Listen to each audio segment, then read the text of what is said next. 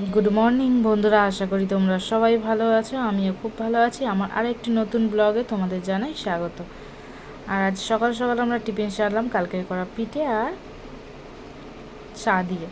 আর এইদিকে দেখো, টিফিন খাওয়ার পর তোমাদের দাদাভাই চলে এসছে ঘরে। ড্রেসিং টেবিলের সামনে এতটাই অন্ধকার, ওখানে একটা লাইট লাগিয়ে দিচ্ছে আমাদের জন্য, যাতে আমাদের কোনো অসুবিধা না হয়। আর আমি কিন্তু সকালবেলা উঠে প্রতিদিনের মতো ওদের খাবারটাও বানিয়ে নিয়েছি, নিয়ে আর ওদের খেতে দেওয়া হয়ে গেছে। ওরা খেয়েও নিয়েছে, খেয়ে নিয়ে দুজন দুদিকে শুয়ে আছে।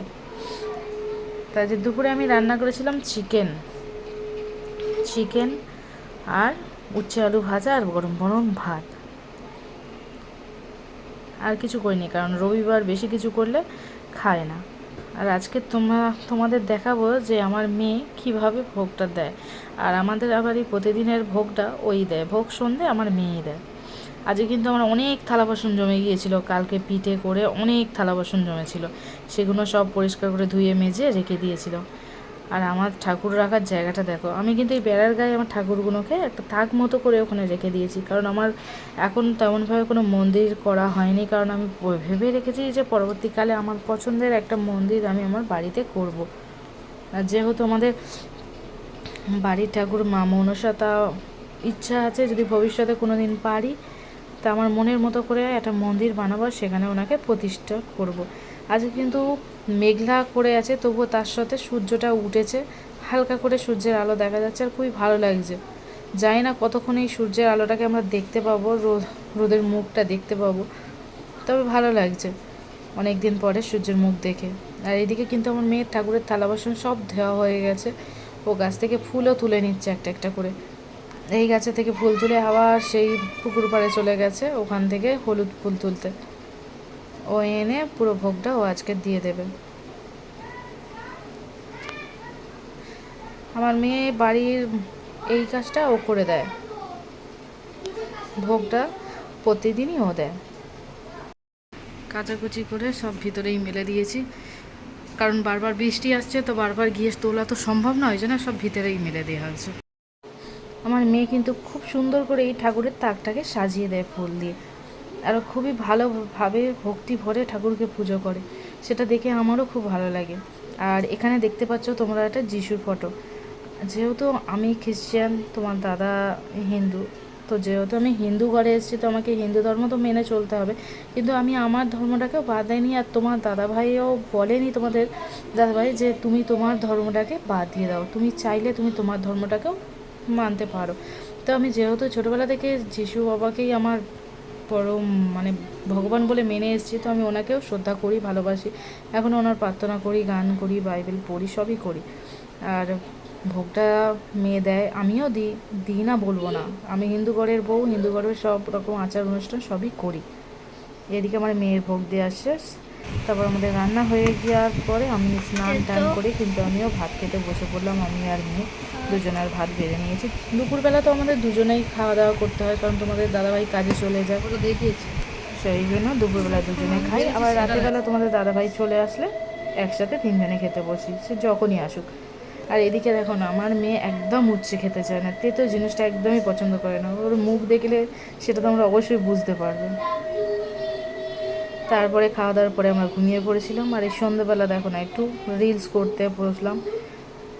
তারপরে আমার মেয়ে কিন্তু ড্রয়িং করছিল, আমি একটু এসে আয়নার সামনে বসে ওই রিলস বানাচ্ছিলাম, আমার মেয়ে কিন্তু ড্রয়িং করছিল।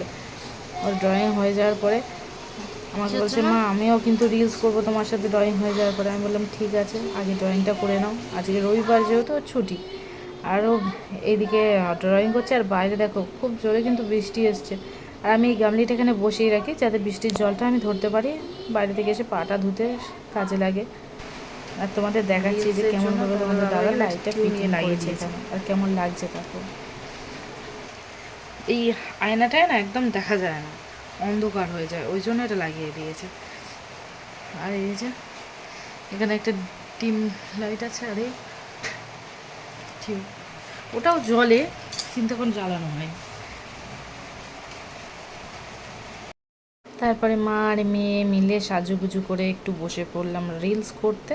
তারপরে কিন্তু তোমাদের দাদাভাই এসে গিয়েছিল, আমরা খাওয়া দাওয়া করে শুয়েও পড়েছিলাম। আর এইটা সকালবেলার ভিডিও, পরের দিনের ভিডিও, সকালবেলা ঘুম থেকে ওঠার সময়।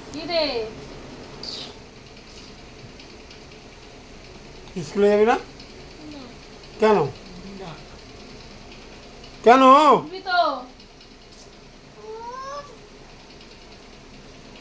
এই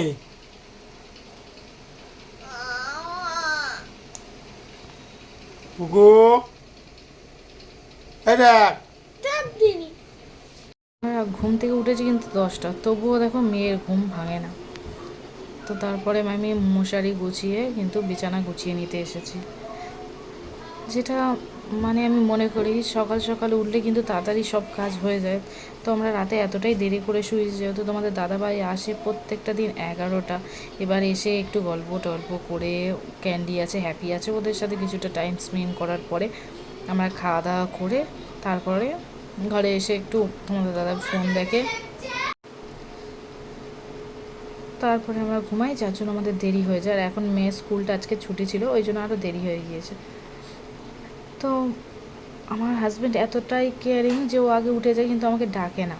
আমি যখন ঘুম থেকে উঠি তখনই ও উঠে চাটা করে দিই, কোনো দিন বলে না যে এত দেরি করে উঠছো কেন কিছু। দেখো আমার কিন্তু তোমাদের সাথে কথা বলতে বলতে বিছানা টিছানা সবই গুছানো হয়ে গিয়েছে। আর লাস্ট দেখাচ্ছি যে দেখো আমি কেমন বিছানাটা গুছালাম। আর সকাল সকাল বাবা মেয়ের খুনসুটি চলছে, আর বাইরে কি হচ্ছে, ধীরে ধীরে বৃষ্টি পড়ছে, আর আমাদের এদিকে রাস্তা ডুবে যাচ্ছে। সদিক মাছ। তো আজকের মতো ব্লগটা আমি এখানেই শেষ করছি, আশা করছি তোমাদের সবার ভালো লাগবে। আর যদি ভালো লাগে তো একটা লাইক কমেন্ট শেয়ার করে পাশে থেকে, আর পরবর্তীকালে আমি যেন আরও নতুন ভিডিও দিতে পারি সেই জন্য তোমরা আমার চ্যানেলটাকে সাবস্ক্রাইব করে দাও। Tata, by.